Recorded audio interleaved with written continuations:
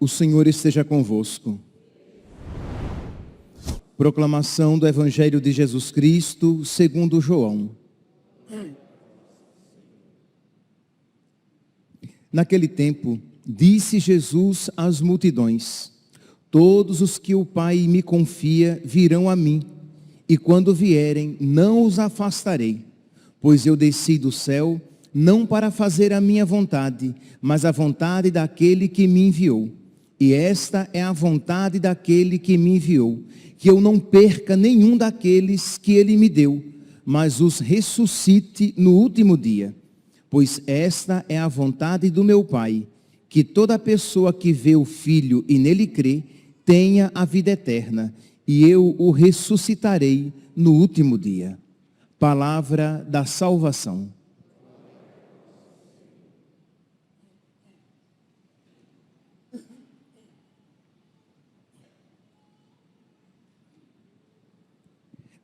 Caríssimos irmãos e irmãs, hoje é dia de rezar pelos mortos.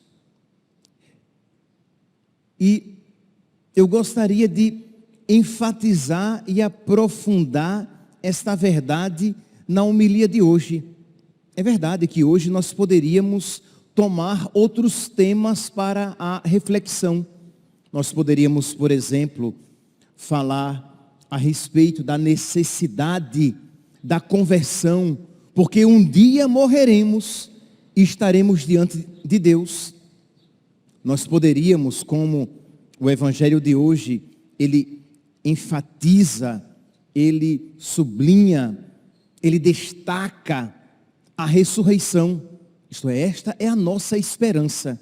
E é por causa da ressurreição que nós devemos nos esforçar, lutar contra as nossas más tendências, para que nós sejamos ressuscitados para a glória. E é por causa desta fé na ressurreição que nós rezamos pelos mortos. Mas eu gostaria de tomar este ponto em particular, rezar pelos mortos, a necessidade de rezar pelos mortos, porque embora pareça algo óbvio, não é assim não. Por quê? Porque criou-se na mentalidade do católico a ideia errônea de que nós vamos com muita facilidade, ou nós vamos, obviamente, após a morte, para o céu. É tão comum, não é verdade? Você vai, por exemplo, a um velório e você vai ouvir: nossa, sofreu tanto durante a vida, foi um período tão doloroso de doença, descansou, né? Que bom, já está no céu, já está com Deus. Quer dizer, um pensamento assim vai dissuadir, vai incentivar a não rezar pelos mortos. Porque afinal de contas, se a pessoa já descansou, se a pessoa já está com Deus, se a pessoa já está no céu, eu não vou rezar mais por ela. Eu não rezo por Santa Teresinha. Santa Teresinha está no céu. Eu não rezo por Padre Pio. Padre Pio já está no céu. Eu posso rezar a Santa Teresinha, pedindo a intercessão dela. Eu posso rezar a Padre Pio, pedindo a intercessão dele. Mas eu não rezo por quem já está no céu. Quem já está no céu não precisa das minhas orações. Eu é que preciso das orações de quem está no céu. Mas já entrou na cabeça do católico, então nós precisamos novamente despertar essa realidade tão católica, que pertence à fé católica. Precisamos rezar pelos mortos, e não apenas no dia da morte, ou quiçá no 7º dia. Nós precisamos nos recordar sempre, porque uma falta cometida aqui na terra, mesmo que tenha sido uma falta venial, ela pode levar anos para ser purgada, para ser purificada após a morte. E mesmo quando nós nos confessamos, obtendo o perdão sacramental e entrando em estado de graça, pode ser que não estejamos preparados para entrar no céu, porque uma coisa é estar em estado de graça, outra coisa é estar plenamente purificado. Entende? Quando você vai ao confessionário e você se confessa, você tem as culpas perdoadas, mas as penas devidas àqueles pecados normalmente continuam em nós. O desregramento continua. Imagine, por exemplo, vamos dar aqui um exemplo. Imagine uma pessoa, um rapaz, que no seu namoro, ele teve contato sexual com a sua namorada. Depois ele se arrepende, ele se converte, ele se confessa, ele recebeu de Deus o perdão por aquela culpa que o levaria ao inferno, mas aquele ato mau que ele fez, de alguma maneira, as consequências daquele ato continuam na vida daquela moça e na vida de outras pessoas a quem aquela moça for ocasião de pecado também. Então percebe que existe como que um efeito dominó. As consequências do meu pecado. Você olhou várias vezes pornografia, você se arrepende, você se confessa, mas você percebe que como não houve uma contrição perfeita, e saibamos, meus santos, a contrição perfeita nos leva a ter um horror àquele pecado cometido, a se entristecer profundamente por ter entristecido a Deus, ao ponto de você desejar a morte a ofender a Deus novamente, de dizer, eu prefiro a morte, eu prefiro morrer a pecar, a entristecer novamente a Deus, porque eu amo. E Deus não merece ser ofendido dessa maneira. Então eu prefiro a morte, eu prefiro todos os sofrimentos a ofender a Deus novamente. Então aqui é uma contrição perfeita. Mas, meus santos, infelizmente, poucas pessoas têm a experiência de uma contrição perfeita. Imagina, aqui nós estamos com a igreja cheia. Provavelmente, ninguém aqui já experimentou uma contrição perfeita. Uma. A igreja inteira. Porque não é algo banal, corriqueiro, cotidiano.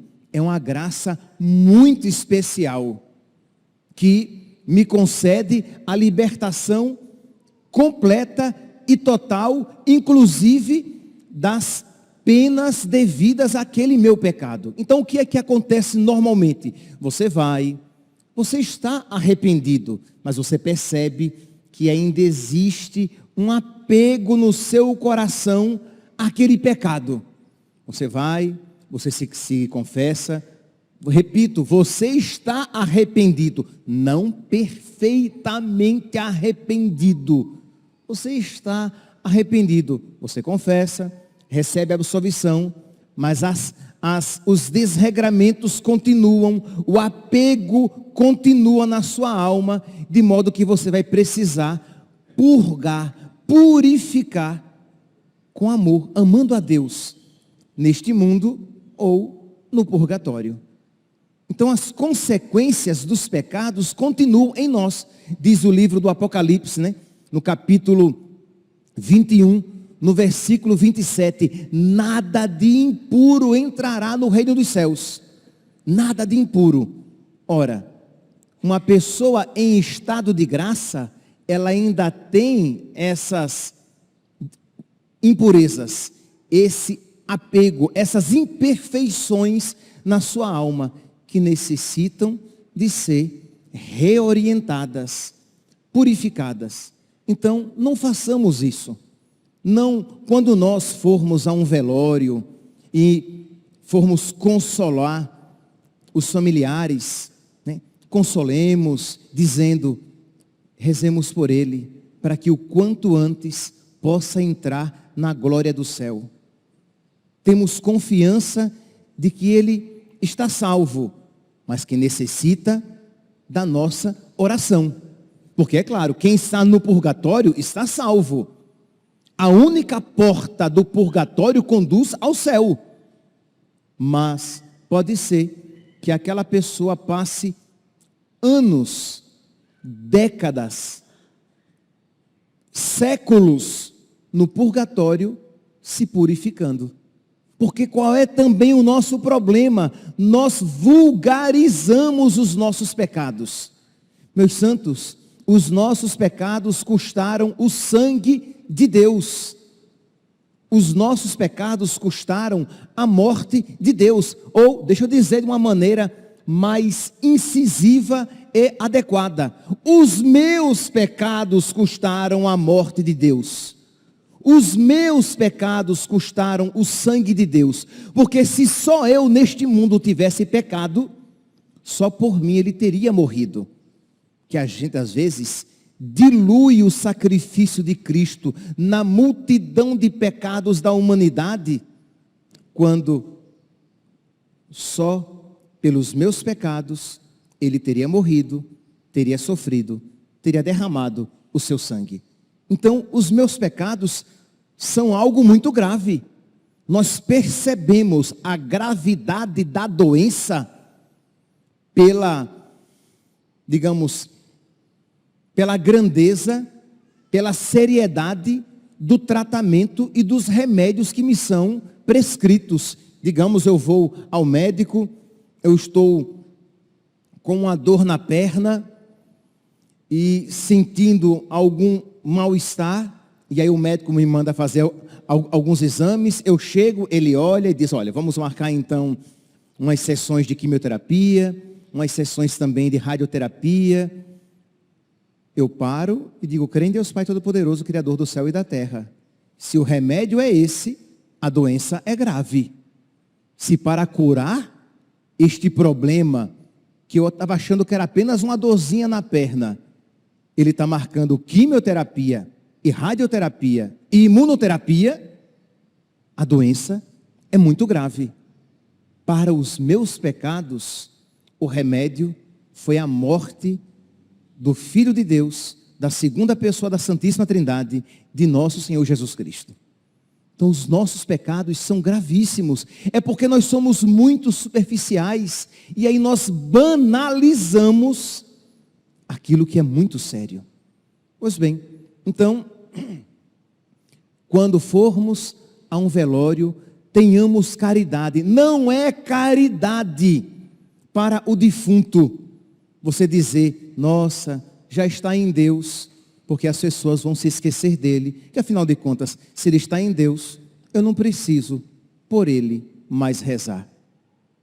Padre Pio tinha um filho espiritual, Padre Vítor, e esse padre, muito virtuoso, conhecido e amado por muitos, tinha sido também aluno de Padre Pio, se dedicava generosamente à sua paróquia, era muito virtuoso, e ele morreu no dia 29 de janeiro de 1958, e a sua irmã chorava muito a morte do seu irmão. E um dia, alguns dias depois da morte do seu irmão padre, do seu irmão padre virtuoso, do seu irmão padre amado por muitos pela sua virtude, ela foi e perguntou, porque sabia que Padre Pio tinha o dom de saber o destino final das pessoas. E ela perguntou, Padre Pio, ele foi salvo? E Padre Pio responde, ele foi salvo, mas rezemos por ele. Isto é, ele foi salvo, mas ele está no purgatório. Precisamos rezar por ele.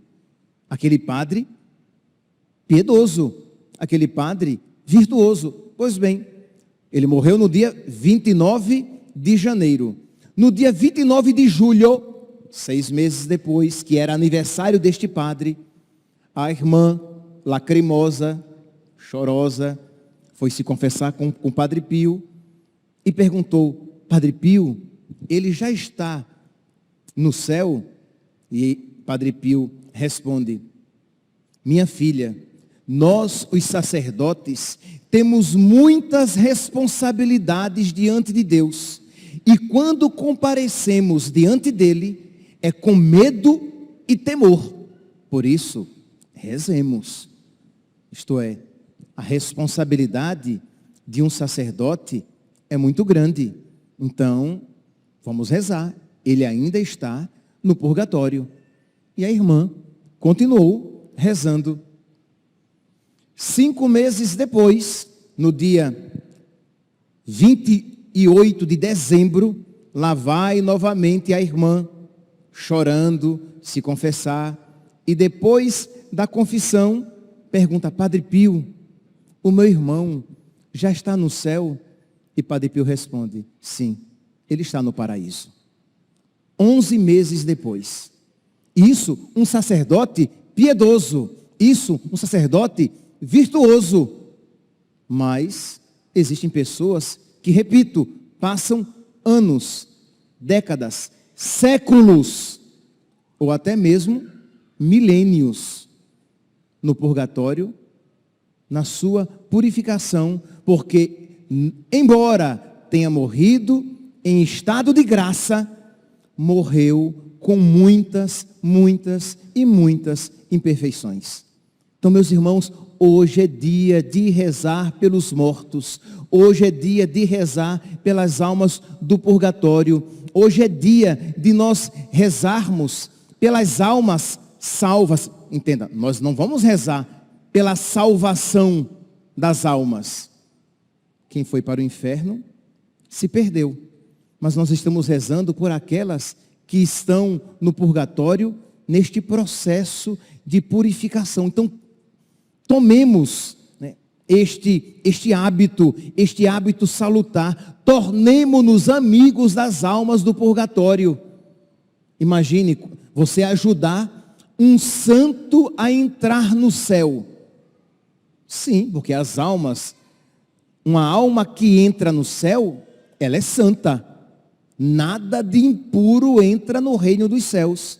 Então, uma vez aquela alma entrando no céu, ela entra santa e você terá um santo que terá uma dívida com você e que vai rezar por você para que você também possa estar com Deus como ela está. Um dia Santa Brígida, Santa Gertrudes, rezando, Nosso Senhor apareceu a ela e disse, minha filha, eu fico tão feliz quando uma alma entra no céu, graças à sua oração. É como se eu fosse liberto de uma prisão.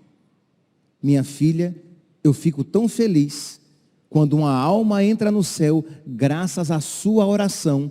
É como se eu tivesse saído da prisão. Meus irmãos, isso todos nós podemos alcançar. Desde que nós tenhamos o hábito de frequentemente participarmos da Santa Missa e rezarmos pelas almas do purgatório. Rezando o seu terço, oferecer também pelas almas do purgatório. Quando fizermos alguma penitência, oferecermos também pelas almas do purgatório. Quando fizermos algo bom, um ato de caridade, ofereçamos também pelas almas do purgatório. E se você puder nominar alguns familiares, ou alguns amigos, ou alguns padres por quem você reza que já partiram, você vai ali dizer o nome de cada um. Você vai citar. Mas padre, e se ele já estiver no céu? A sua oração não será perdida, será destinada a uma outra alma que dela necessite. E você e nós, Paróquia Cristo Rei, seremos uma paróquia amiga das almas do purgatório, e as almas do purgatório serão amigas da Paróquia Cristo Rei e rezarão pela Paróquia Cristo Rei, pelos paroquianos da Paróquia Cristo Rei, pelos padres da Paróquia Cristo Rei. Por quê? Porque os padres da Paróquia Cristo Rei incentivam a oração, a piedade oferecida em sufrágio pelas almas do purgatório. É um hábito, é uma prática católica, uma prática que esteve presente desde o início da igreja e que já era presente, por exemplo, entre os judeus. Nós ouvimos aqui na primeira leitura, Judas Macabeu promovendo uma coleta para ser oferecida por aqueles soldados que estavam numa batalha santa, que estavam fazendo algo bom, algo agradável a Deus, mas pelo amor ao dinheiro eles acabaram pegando uns ídolos de ouro, não por idolatria, não era por idolatria, eles iam derreter aqueles ídolos, eles queriam o ouro, mas Deus tinha dito que tudo deveria ser lançado ao interdito, nada deveria ser tomado posse, tudo deveria ser destruído, mas pelo amor ao dinheiro eles acabaram pegando.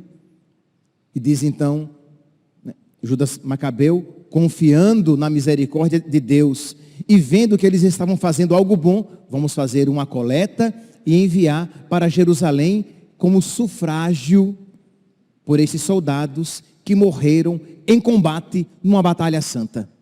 Então é algo nosso. Se você ouvir alguém desdizendo, falando mal, ou dizendo que purgatório não existe, ignore.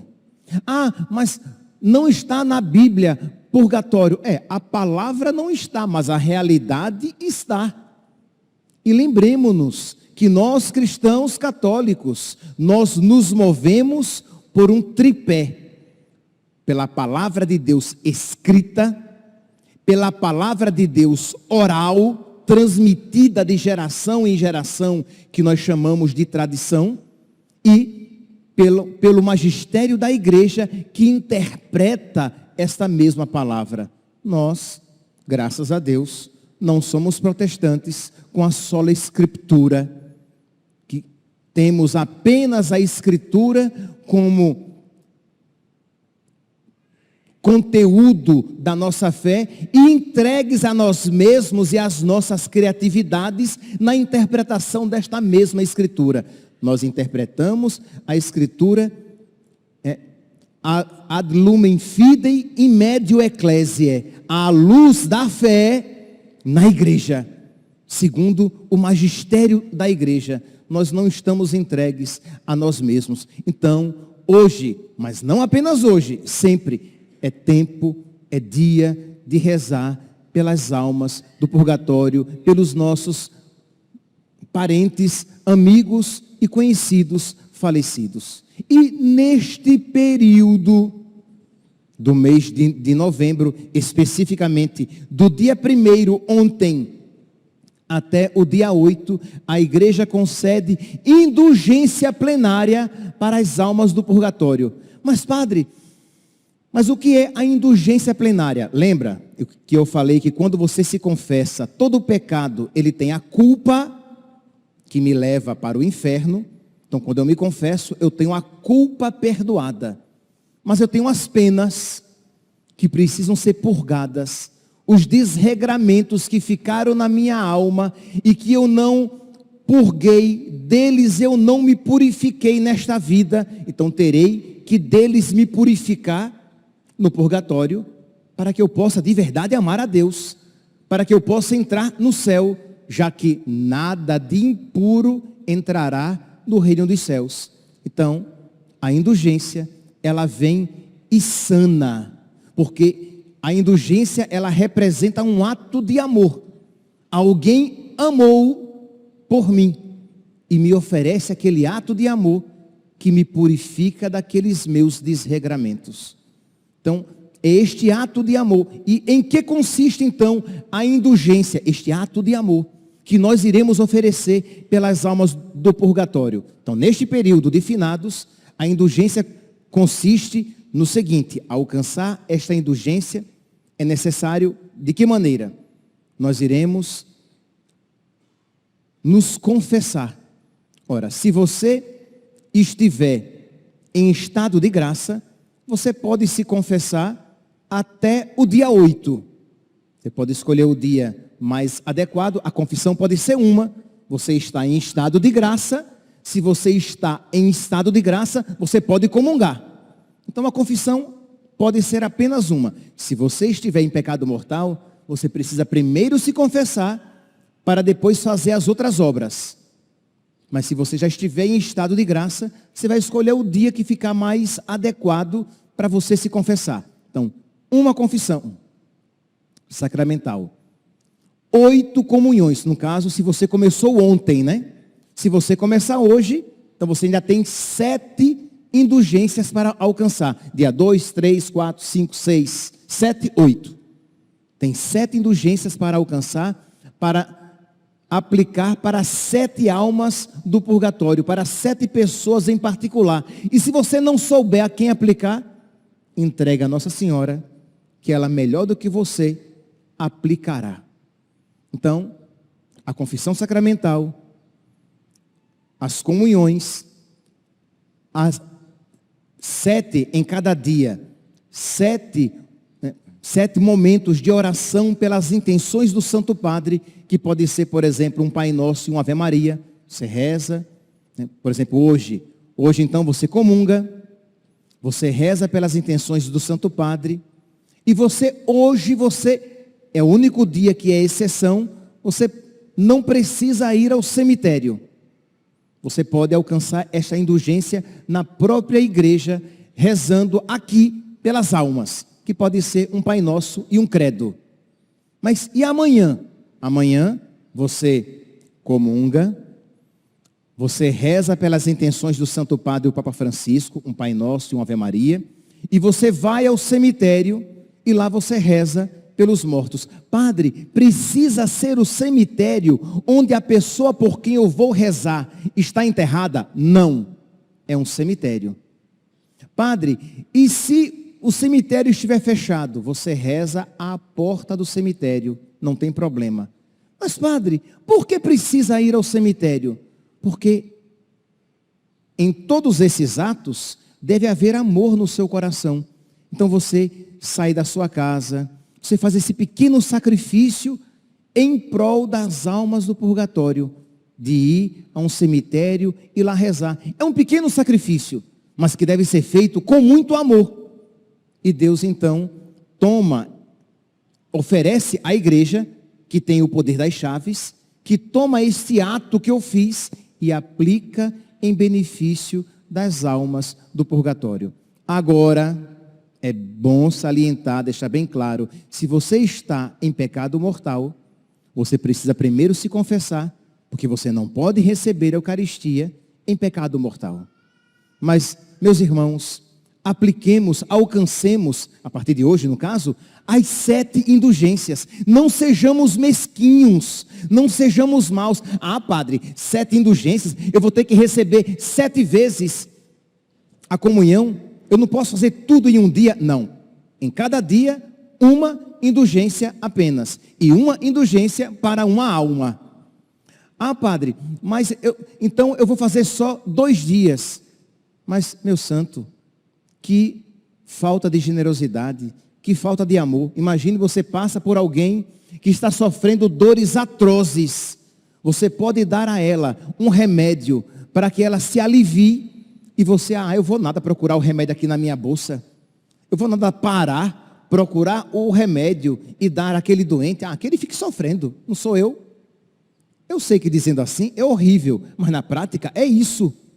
Você pode alcançar 7 indulgências, mas porque você não quer o incômodo de você ir 7 vezes ao cemitério, de você receber a comunhão. Que incômodo, né? Crê em Deus Pai Todo-Poderoso. Que incômodo receber a comunhão, que é uma glória, que é uma graça, de você rezar pelas intenções do Santo Padre. Quer dizer, são pequenos sacrifícios. Mas quando o seu coração é tacanho, quando o seu coração é apertado, qualquer sacrifício é grande demais. Mas se fosse você no fogo, queimando, você iria querer que outros fizessem isso por você. Ah, padre, mas o purgatório é fogo? É muito mais do que isso.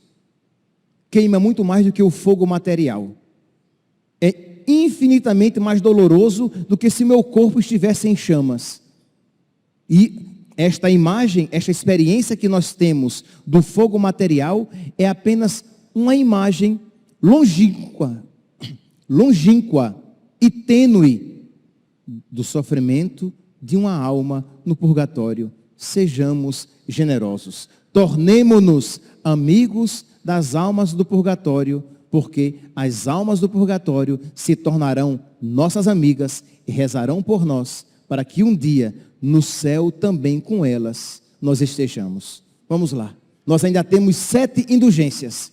Vamos nos preparar. E se você ainda precisa se confessar, hoje nós não temos confissão, mas amanhã nós teremos. Os padres estão espalhados pelas comunidades celebrando, mas amanhã teremos. Você venha se confessar ou procure em outro lugar para se confessar, para que você possa alcançar essas indulgências, o máximo, o maior número possível, para crescer também cada vez mais em caridade. Hoje é dia de rezar pelas almas do purgatório. Louvado seja nosso Senhor Jesus Cristo. Para sempre seja louvado.